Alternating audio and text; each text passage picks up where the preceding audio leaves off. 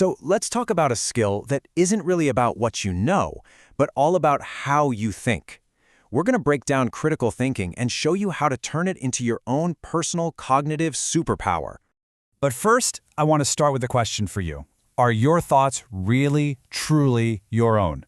I know, that's a big one, but it gets right to the heart of why this all matters. See, so much of what we believe is shaped by things we don't even see. And a lot of the time, the biggest obstacle to clear thinking is actually the one right inside our own heads.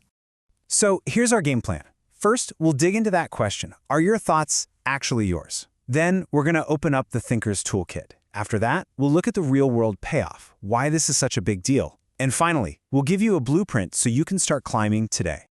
All right, so what's the single biggest thing getting in the way of thinking clearly? Well, turns out it's usually a bunch of hidden traps lurking right inside our own brains.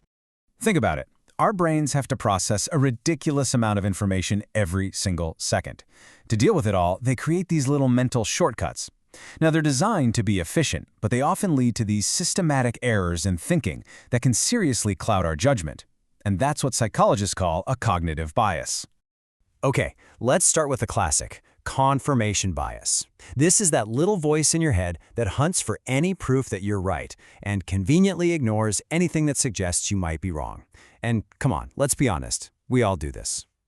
And then you've got anchoring bias. You know this one. It's when the very first piece of information you get, like the first price you see for a car, just sticks in your brain.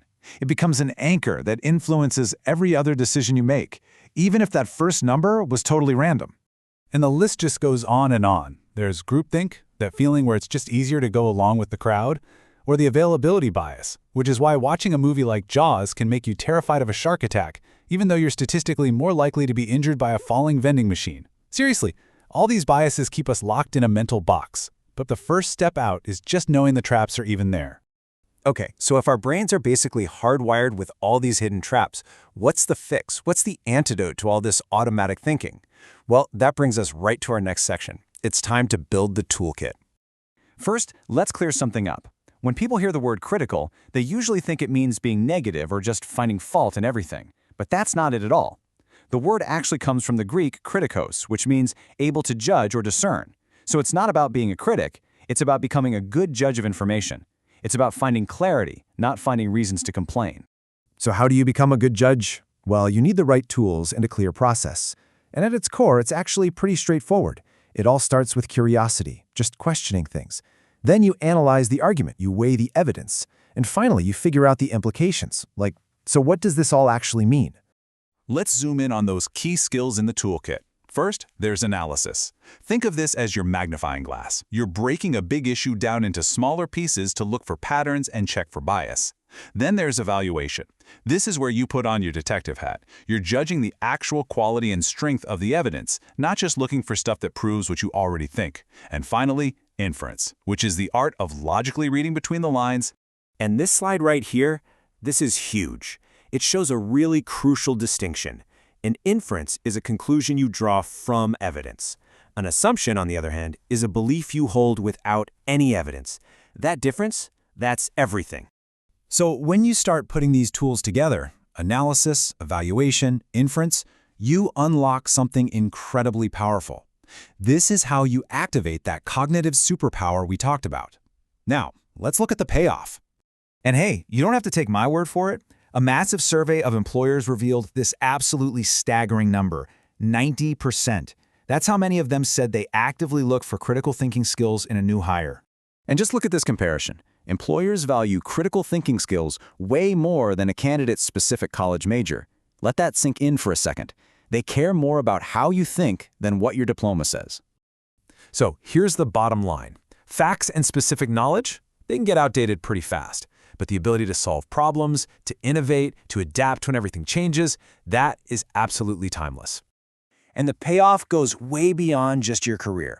In your personal life, it helps you spot misinformation, make smarter financial choices, and just navigate those complex situations with friends and family. Ultimately, it helps you make better decisions, period. It's a skill that elevates every single part of your life. Okay, so you're on board, you're convinced. But now for the big question. How do you actually start doing this?